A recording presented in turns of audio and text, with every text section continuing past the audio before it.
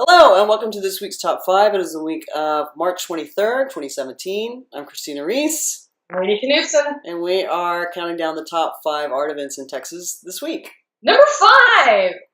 This is at the Splendora Gardens in Splendora, Texas. Of course, the former home and studio of James Searles and Charmaine Locke. This is the first annual National Flower Show. 100 artists, 100 plus artists. They dropped some names like Brock and Louise Bourgeois. Maybe you can buy a Brock. I think it's primarily Texas artists, or I think it was even an open call, but it should be all over the place in sort of a fun way. This is Sunday, 12 to 5. There's a potluck. There's music. It's friendly. Come on down. Bring the kids. Bring the dog. Flowers, it's a radical statement to do a flower show. Right now, it is a radical statement to do a flower show. Number 4 is a show at the Houston Center for Contemporary Craft. It's United by Hand. This is a show, it's political. It's 3 veterans of wars in the Middle East, going back to the Persian Gulf War, or as Bill Hicks used to call it, the Persian Gulf Distraction in 91, 92, which we all remember, which we remember. Yeah. And it's political. There is a social practice element to certainly one of the artists, all of which is to say that this normally isn't a show I'd be all that keen on, but I really, really enjoyed it, particularly Ehren Toole, the ceramicist. Yeah. And you saw the show. Yeah, I did. I thought his work was great. And even though it's ceramics, there's hundreds of these ceramic things that he's handmade, which all have a military motif or some sort of war disaster of war motif on it. But the video, to me, helps kind of transform all of the work, or recontextualize all of the work into something that's closer to art. Drew Cameron is a second-generation paper maker. There's an open thing this Saturday where audiences can come help him break down fabric bits into pulp and make a gigantic paper American flag. And that process of hand-making paper, by the way, originally came from the Middle East. And then Alicia Dietz is the youngest, most recent veteran, and her piece, which I felt didn't really work visually so much, was nonetheless really moving. These snippets of text that she has included from both veterans and their family members.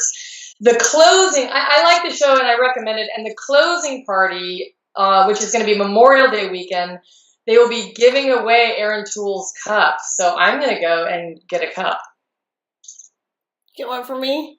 All right, so number 3 this week it's called Bible Study. It's at TWU up in Denton. I say up in Denton. You have to say up in Denton if you live in Dallas. It's up from pretty much everywhere. Yeah, it's Pierre, Krause, and Paul Winker. These are 2 young artists, Dallas-based artists, who we've been talking about on Top 5s for a while now. They're both great. It's called Bible Study because apparently they're going to be kind of exploring what's similar about their religious upbringings. I don't know if either one of them are religious anymore. But I will say one thing that they have in common, because this seems like an unlikely pairing, but their work is very deceptively simple.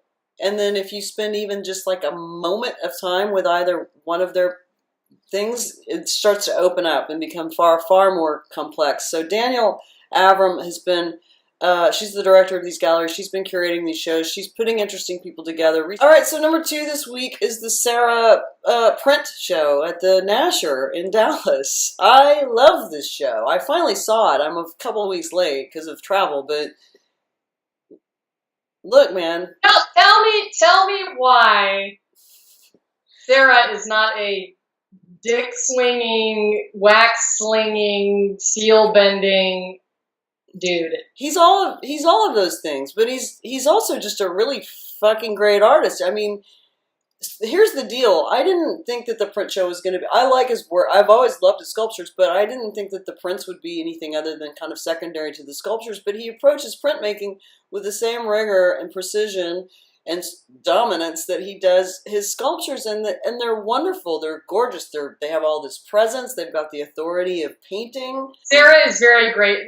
The truth of the matter is with Serra, like, until you've actually gone and seen some Torqued Ellipses in person, it's hard to get his deal. And what you're saying there is true, too, of these prints, because I can put up all of the images in the world, but you really need to see the show to feel these things kind of coming off of the wall. All right, and number 1 is round 46 at Project Row Houses. This is Black Women Artists for Black Lives Matter. Mm-hmm.